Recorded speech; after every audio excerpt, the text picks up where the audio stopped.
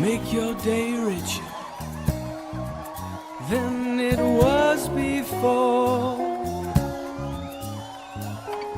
Got some good times knocking upon your front door.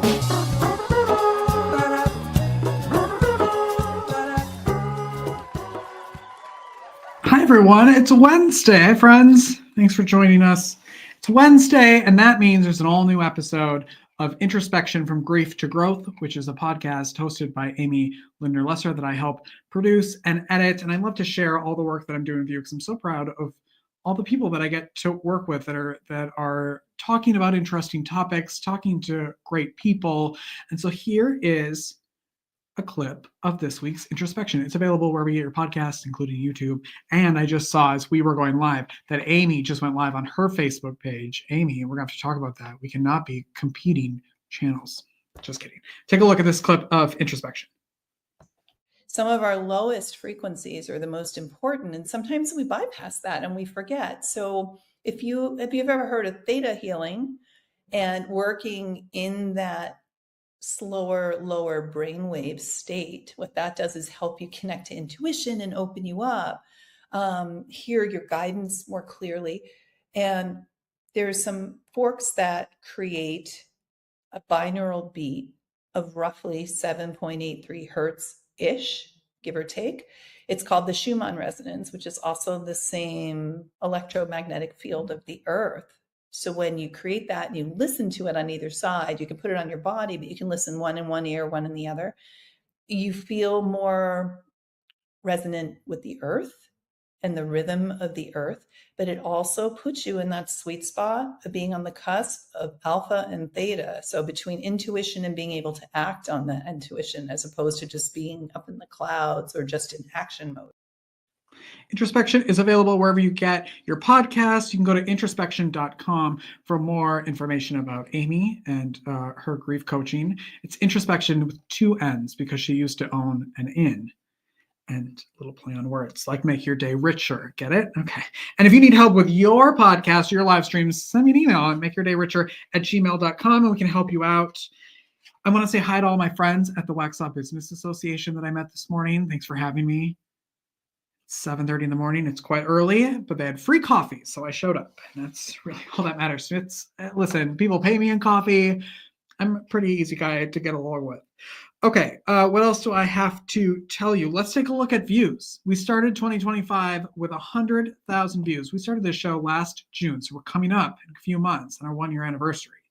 And my goal was by the end of 2024 to have 100,000 views. And we reached that. And it's now middle of March. Let's see where we're at.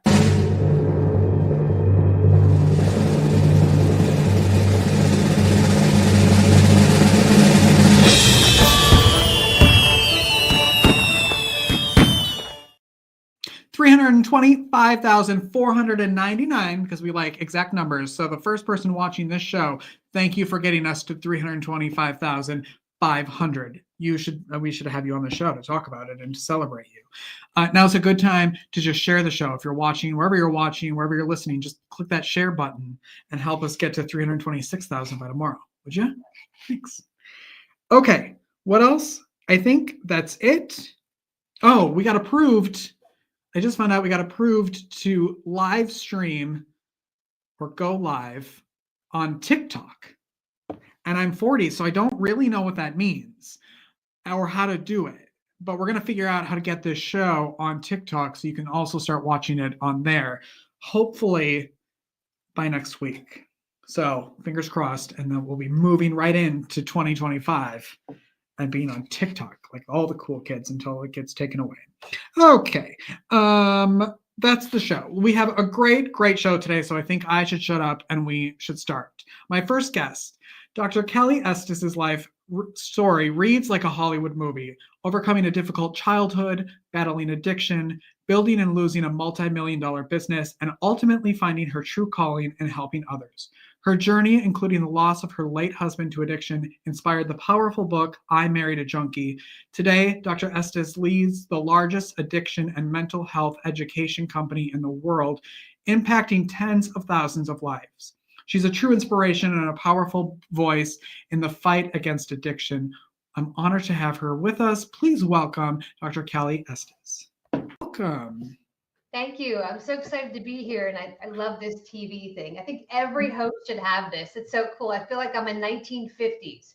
I know. Well, I should patent it and then put it out there. Otherwise, everyone will steal it from me. Good. It's awesome. Thanks. I have so much to talk to you about. I mean, you also have your podcast. You're a very, very busy woman. I want to talk about first Sober on Demand, which you founded. Can you tell everybody what that is? Sure. So I've worked in the addiction and mental health space for almost 30 years, and I started to see gaps in healthcare. What wasn't presented, what wasn't working. And I decided to create a model that put the pieces that did work all together. So Sober on Demand is an alternative to addiction treatment where we bring the entire team to you, to your home, your office, your yacht, your tour bus. Yeah, we do medical detox all the way through therapy and sober coaching. And I have a signature 5-day executive reset that I work exclusively with executives on how to, get through burnout, get through the stopping blocks, do some trauma work, do some addiction work, get through all of that to be the best version of themselves. Well, that sounds easy. You said you've been doing that. You've been in that space for 30 years. Almost. Yeah. I did the math the other day and I'm like, God, I'm old. Well, you look like you're 35. That's why I was shocked when I was like, did my headphones close out for a second? I turned 50 last year. I'm on my way to 51. And I'm like, oh my God, I'm in the 50 club. Like, I feel like I'm 20. I act like I'm 20, but I'm like, wait a minute. I'm not exactly 20. How does it feel in your 50s? Because I feel like I just turned 40 in August. And so I feel like 40 is like the best year. I don't know. It just feels like it keeps getting better. 40s were the best because you still have energy. You still have drive. You're still doing fun things. Oh, when you get to like 48, 49, getting out of bed can be painful. Like you stand up and you're like, what did all you did was sleep and everything. It hurts. And so I'm starting to get into the anti-aging space because I'm thinking I need to be in this space because I need the products. So the next thing for Sober on Demand is we're teaming up with an anti-aging doctor to add in that component, which is pretty cool. So speaking of Sober on Demand, and we can talk about how beautiful we are and how young and vibrant we are forever, but is that in a specific area? Like what area? Tell us about that.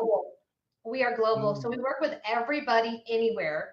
All of our staff have passports with global reentry.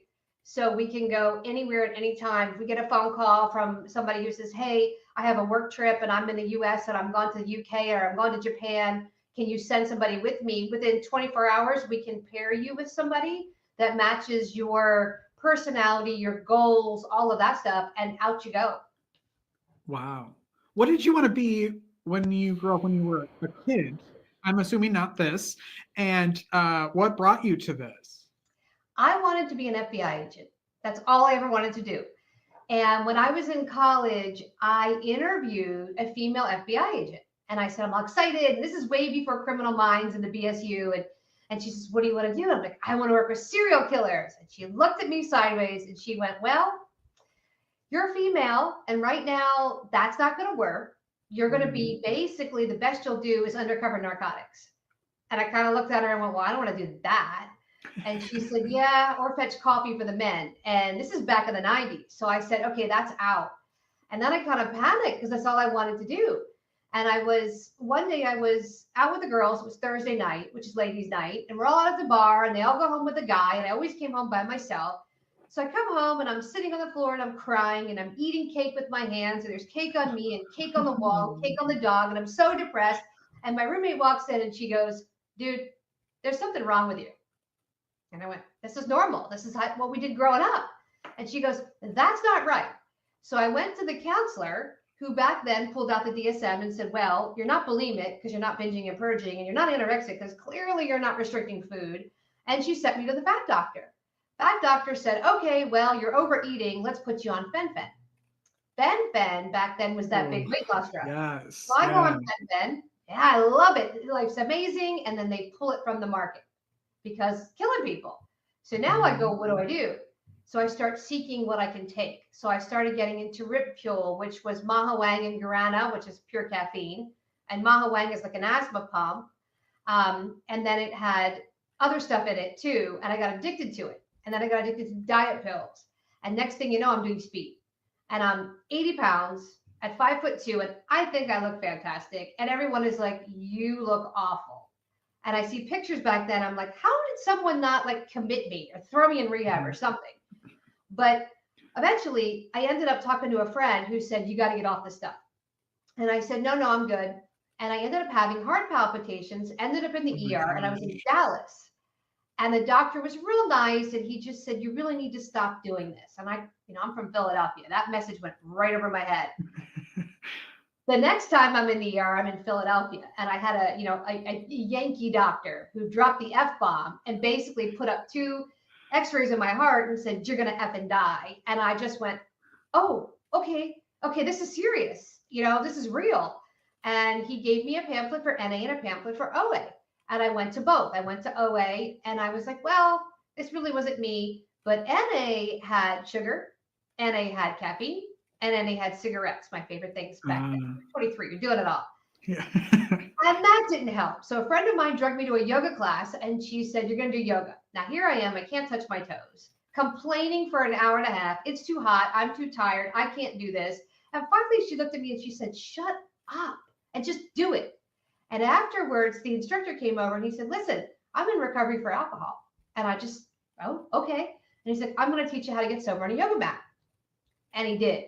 And when he did, I was like, I need to take a class on addiction. And I did. And I'm sitting there in that class, taking every note, way before cell phones and laptops, handwritten. And I'm going, this is where I belong. I get this. These are my people.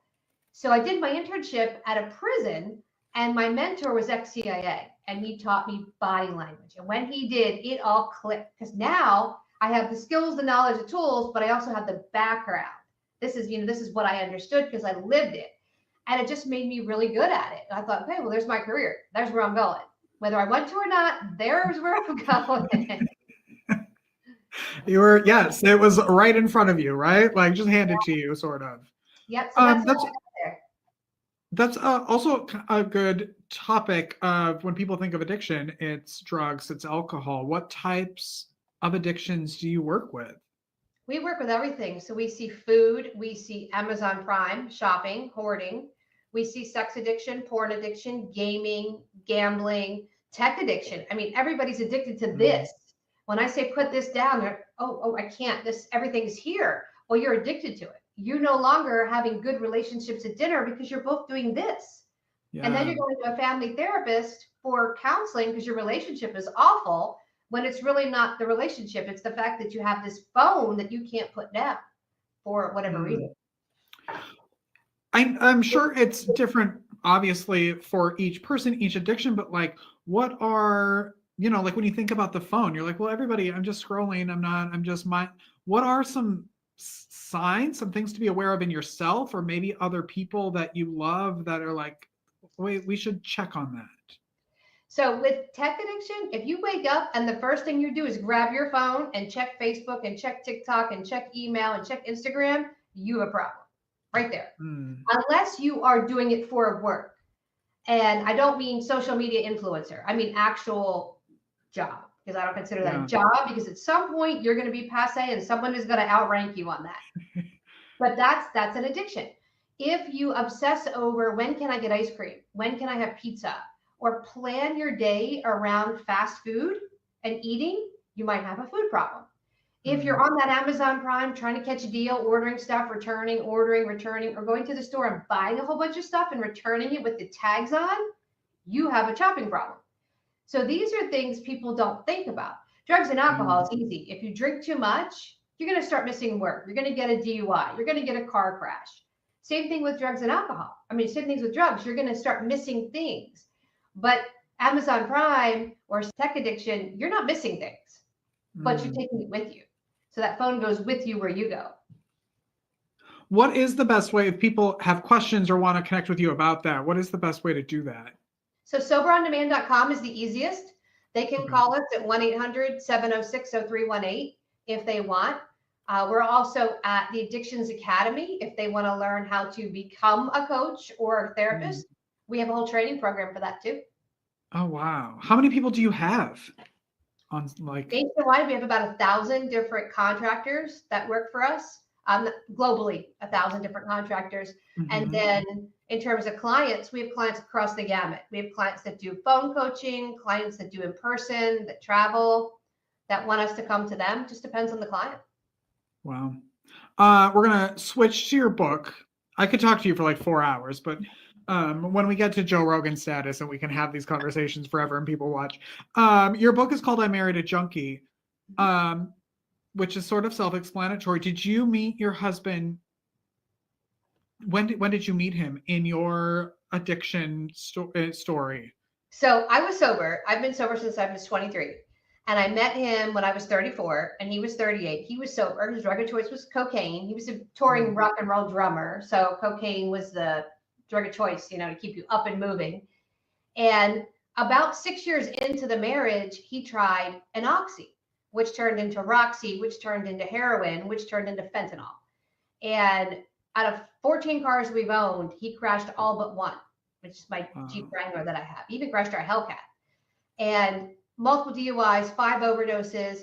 We wrote a book in 2018 when he got sobriety again, got it back together. He was doing great. We wrote the first book. It was funny. It was entertaining. And then COVID hit. And when COVID hit, the band stopped touring. And then his life was the band. He's an entertainer. He needed to be out in public and sitting in the house. And next thing you know, he's microdosing fentanyl.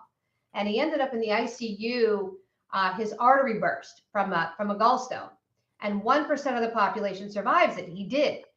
Well, they gave him Dilaudid in the hospital, liquid Dilaudid. So he came out and now he's right back into fentanyl. And I finally got him sober. And when he passed away, he had 29 days sober. We were working on the second book.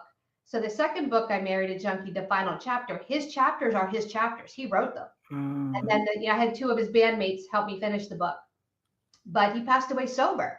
But it was because of his poor choices. He never had the gallbladder surgery and all the complications from the surgery that caused it. And it could have all been avoided if he would have gotten sober 2 or 3 years ago and took care of his health. Did you know the entire time when he was doing drugs again? Or was he hiding it from you? Like, how did that go? So he hid it, but because I travel so much, I'm out of the house a week and a half every month. He would do really, really good and then go off the rails while I was gone and then get himself detoxed before I got back. So he started to play with methadone and heroin, methadone and fentanyl, because you can jockey both of those. And then I would always push for Suboxone because you cannot use on Suboxone. And he would get mad and go, I don't want that. That's how I would know you're up to something. Who would you say the book is for? I designed it for spouses of an addict because there's so much out there for the addict. There's so much out there for the parent that lost their child, but there's very few resources for the partner that stays in the marriage or files for divorce. And then the person dies and they feel this immense guilt. I didn't do enough, or I shouldn't have left, or they have this horrible feeling of what did I do or what didn't I do? And the bottom line is, as a spouse, you can do everything right and still the person passes away, which is what happened to me. He had the best sober companion, the best therapist, the best rehab, everything he wanted, and he still couldn't get clean. So it goes to show that even if you do everything for your loved one, it's still their choice. They make that. That's such an important point to make because you feel like so responsible. You feel like you just want to save them, right? And you can't be the one to save them. You can't, and you're too close to the situation. You get mad, and then you say things you don't mean, which makes them want to stay high because they don't want to be around anger and aggression. They want to be around somebody who says, I love you, not why are you high again? Why are you drunk again? And then you're calling them every name in the book, and they're not going to get sober with that. And then you have a podcast because you don't do enough in the world. It's called Unpause Your Life. Tell everybody about the podcast and when it comes out. So the podcast we release about once a week. And it's all stories of hope and redemption, not necessarily drugs and alcohol. So somebody who overcame something, it could be physical limitation, ADHD, dyslexia. They've overcome something to do something extraordinary. Maybe they wrote a book and they're dyslexic. Maybe they started a company when they had no money, no, resources, and they were homeless. They did something really, really neat with having a malady or a problem that they had to overcome, and they did it. So it's all about resiliency and staying the course and learning how to navigate whatever your challenge is. And we've been doing it a couple of years. A lot of really big celebrities are on it. People you'll recognize. If you click on it, you'll see, oh, I know that person. And it's been really fun. Oh, I bet it's so fun to learn from everybody, right? Mm-hmm. Yeah, that's awesome. What do you love about your life right now? Freedom. I've created freedom. And that's like the biggest type of success for me. So success to me, it used to be the big cars, the big houses, I've done all that. It's not that anymore. It's freedom. It's being able to, when we're done this podcast, I am going to put my workout clothes on and go to the gym, at 1:00 on a Friday. And then I'm going to go shopping, and then I'm going to go have dinner. And I don't have to think about work, and I don't have to think about the kids and all this other stuff, because everything for me is about being able to do what I want, when I want, without rules, if you will. So that's the coolest thing about my life. And I intentionally set it up that way. A lot of people say, oh, you're so lucky. It's not about luck. You set your life up the way you want it. And then you live your life the way you set it up. Let me write that down. Hold on. Good thing this is on tape, because I'll replay that. That is amazing. What is the best way that people can connect with you and follow you? So I'm all over social media as Cali Estes, or they can go to Sober on Demand. Even if they don't want help with drugs and alcohol, they just want to reach out and say hi. Good. Thank you so much for being here. I'm going to go let you get to the gym, because that's very, very important. I know that. I do mine at 4:15 every morning to get it out of the way. So you get there. Yeah. I drink a lot of coffee, though, which is also, I need to talk to you about that. So thank you for being here. I appreciate it. Thanks for having me. Of course.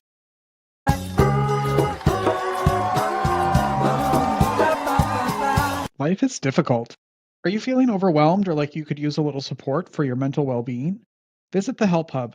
It's the most comprehensive and inclusive free online destination for mental health resources, helpful tools, crisis hotlines, and supportive content. Just go to thehelphub.co to find the resources you need when you need them most. Unlike other resource pages, the Help Hub is divided into 16 different categories, ensuring that everyone in every community has access to the resources and support that matches their unique needs. Find the help you're looking for at thehelphub.co.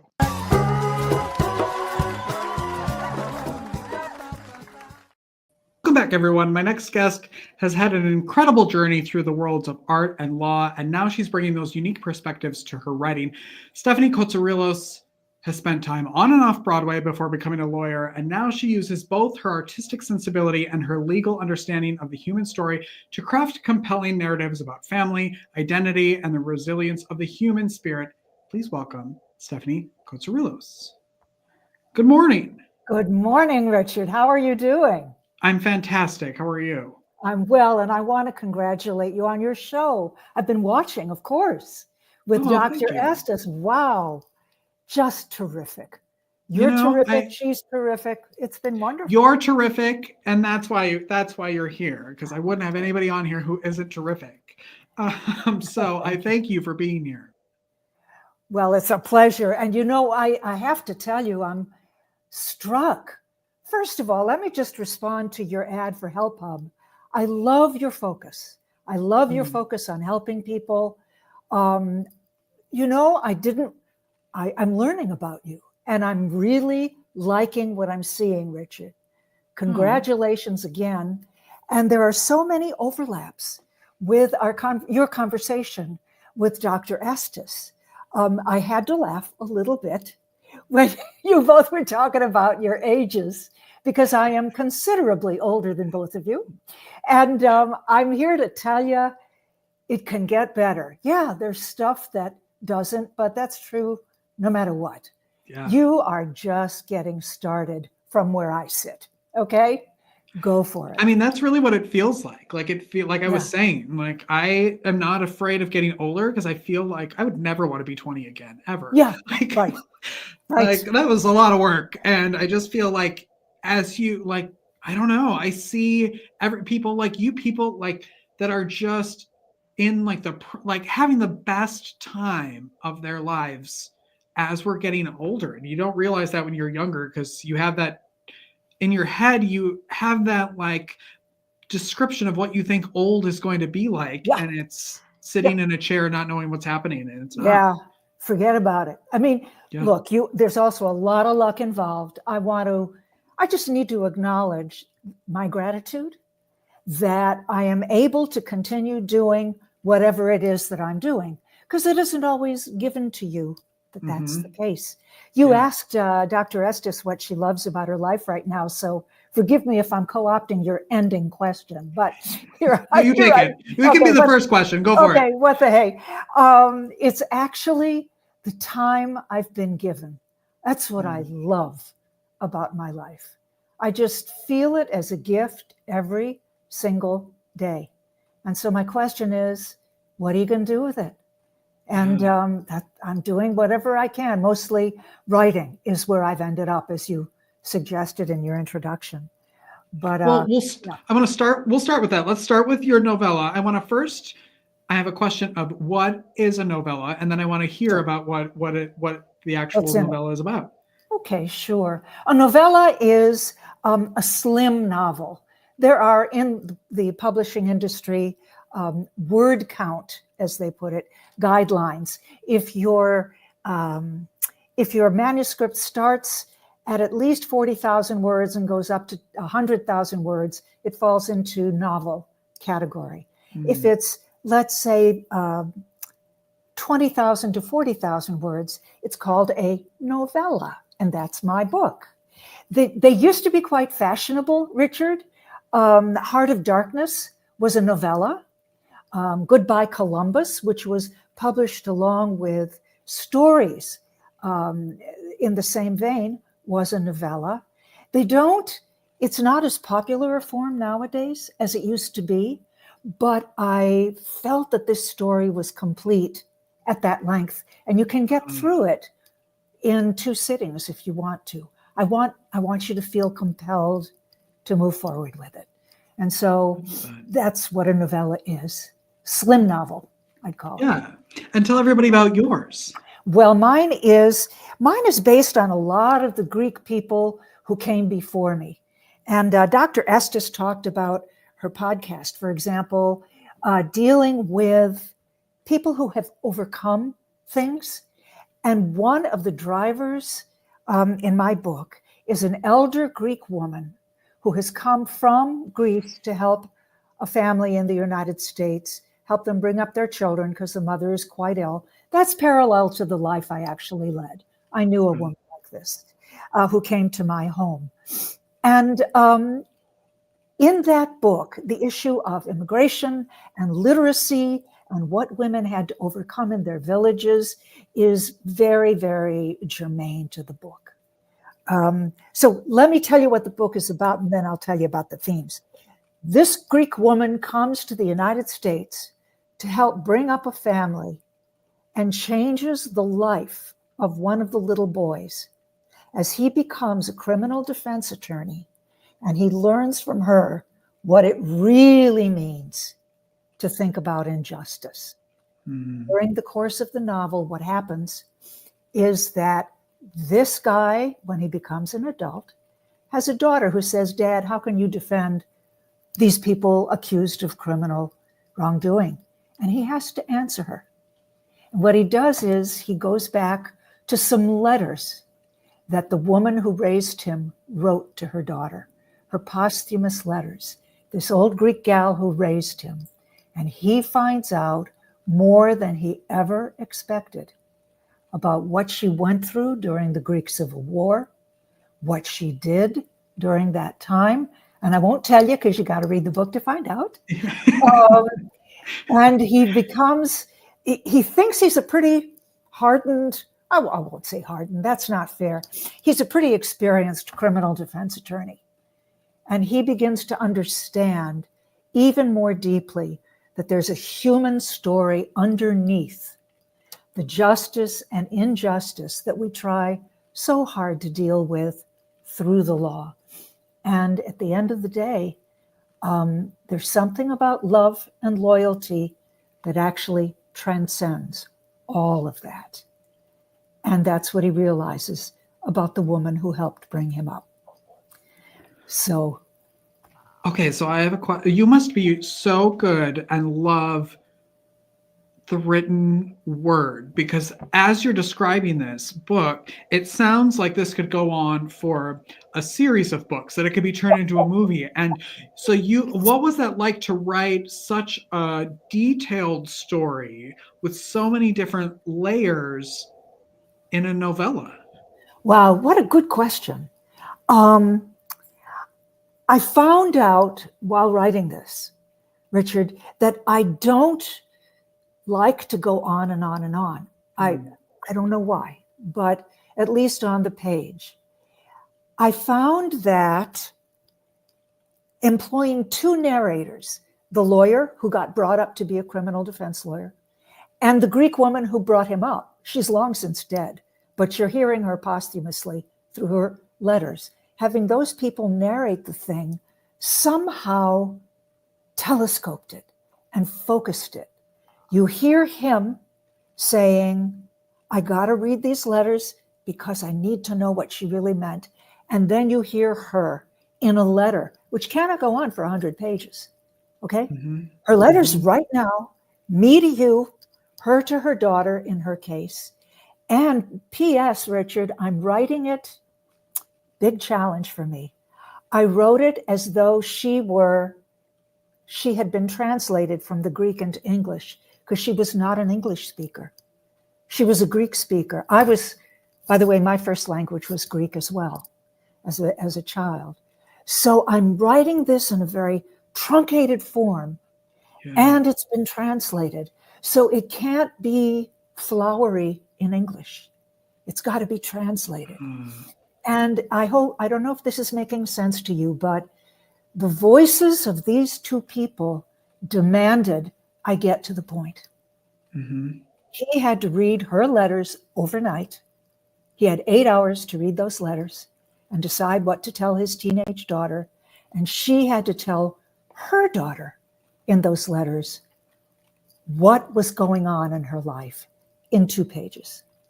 So you've asked a great question. That is I realize now, that's one of the reasons it was so short. What a great exercise Yeah. in writing, to see how short and how detailed you can make it without it being.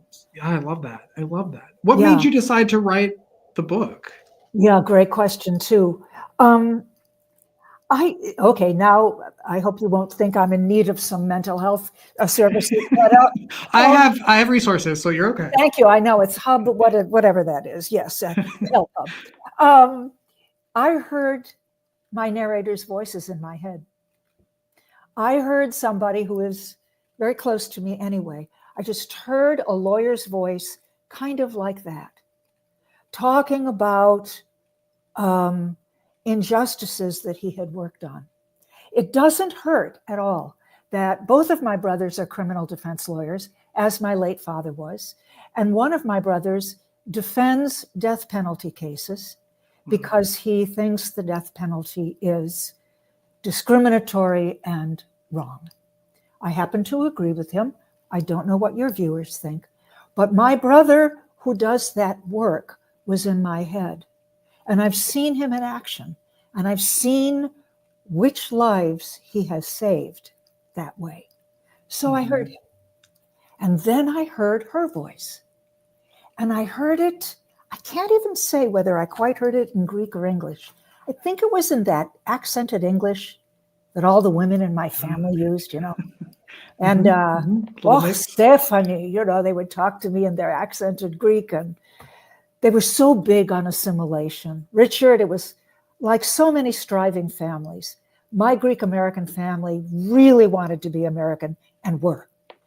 And in the middle of all of that, you tell me why the old gals refuse to learn English.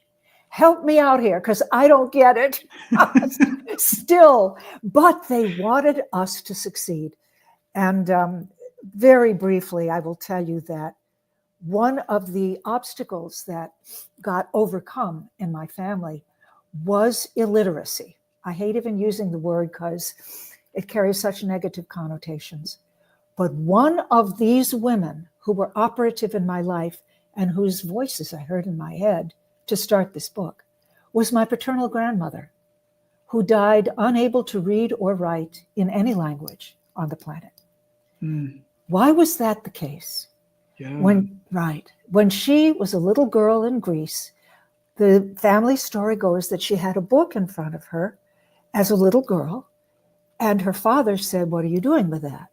Apparently, she said, "I'm going to go to school. I'm going to learn to read."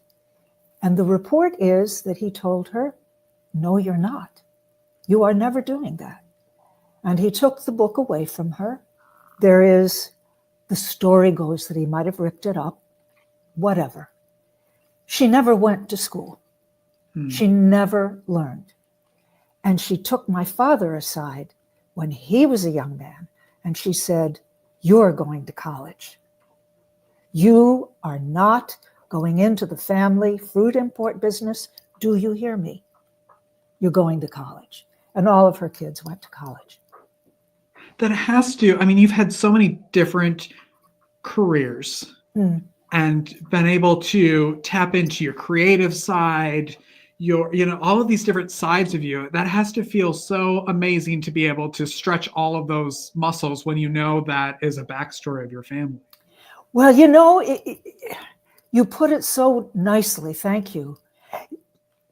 I don't know if this will make sense either, but when you're making the transition, or when I was making the transition from one phase that you're talking about to the next phase, it can feel like failure, Richard. Mm-hmm. It can feel a lot like failure, saying, "All right, I'm starting all over again here. Yeah. Why am I doing this?" But the truth is that things have now come together more the way you describe them. I can now look back and say, what a privilege it was to draw on this family and to draw on the things that were available to me to make that change. Not everybody gets that chance. Mm-hmm. What a great gift that was. And now that I'm writing about it, it feels like nothing but a gift. Are you writing again? Do you think you're going to put out another book? I have 2 manuscripts in progress right now, and thank you for asking. I've been published in journals as well, shorter pieces. I've had an essay published in a book called Breaking Bread.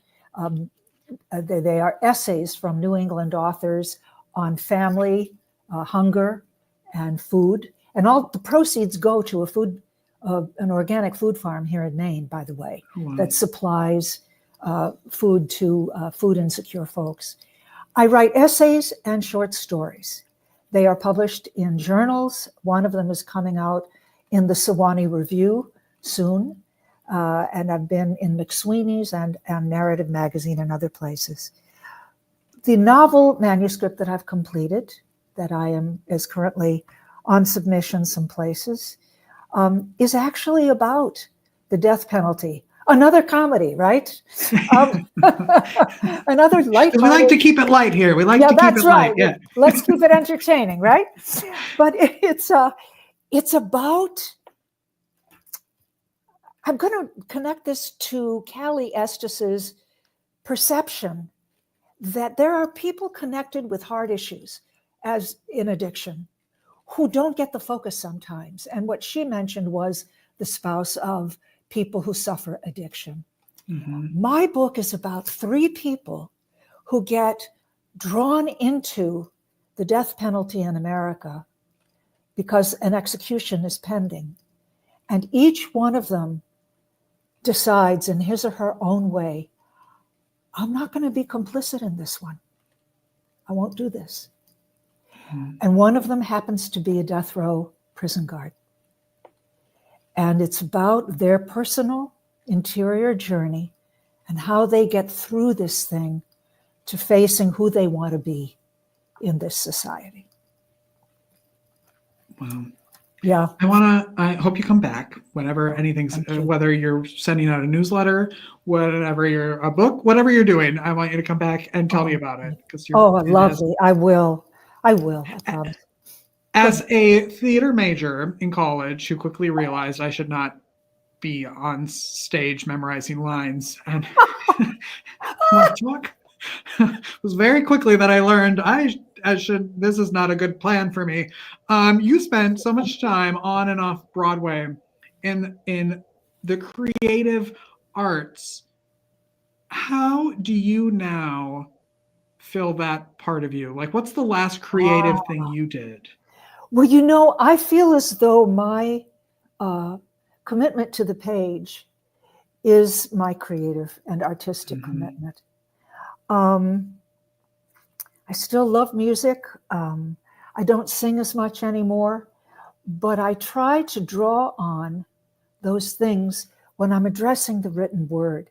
And Richard, I'd forgotten for a moment that you and I have that performing arts thing in common, right? Yeah. And you know what happens when something comes out of your mouth, you're using your body and your voice. It's so vulnerable, isn't it? It really reveals who you are. And so I read my manuscripts aloud often. And that's very common advice, by the way, because it really shows you when dialogue is not working. You read it aloud, you say, ooh, that didn't go so well. But it's part of drawing on what happened in the past for me. To use the voice again, to bring the words from the page out loud, really means a lot to me. I find that moving, just my first discipline was dance. I was never a professional dancer in any real sense. But moving around the house is very important to me so that I can come back to the page and be still and try to channel what is happening into those words. I'm going to hopefully soon create an audiobook of the novella that you and I addressed. And I would like to read it myself because it's quite a different thing when you bring your words directly to other people who are right in front of you, isn't it? It's formidable. Yes. Stephanie, you're fantastic. I want to know how people can best get connected with you, and what's the best possible way to do that? Well, I'm on social media with my name, but my website, which is, thank you so much, right there on the screen, myfullname.com. There it is. I have all of my social media connections there. You can find out where to buy the book. It's on Amazon, among other places. But I would urge you, quite frankly, to go to your independent bookstore instead, if you possibly can. We need to support those people. Yes. And to buy books. They can order that book from the publisher right quick. Just go to your bookstore. It's in their catalog. Get it there. So people can stay in touch with me via social and on my website. I also issue a newsletter, so I'll let you know about that. And I'm going to put you in my next newsletter, okay? So listen, I'll happily jump on your newsletter. I love it. Okay, great. You're a delight. Thank you so much for being here. Oh, it's my pleasure. It's wonderful meeting you. Yeah, you're doing wonderful work. So I hope you will continue to do that. I can see that you bring joy to people. I'll do my best. Good. Do my best. Thank you so much for being here. Thank you. Have a great day. You too. Oh my God, how much do you love her? What a great show. Thank you for watching or listening to today's show. Go make your day richer. Go make somebody else's day richer. You've made mine by watching this show, and I love you for it. We're going to be back all new tomorrow with the host of the Drive On podcast, Scott DeLuzio, and playwright Ed Friedman. So you don't want to miss that. We'll see you tomorrow, everyone. Bye-bye. If I can get to the outro, there we go.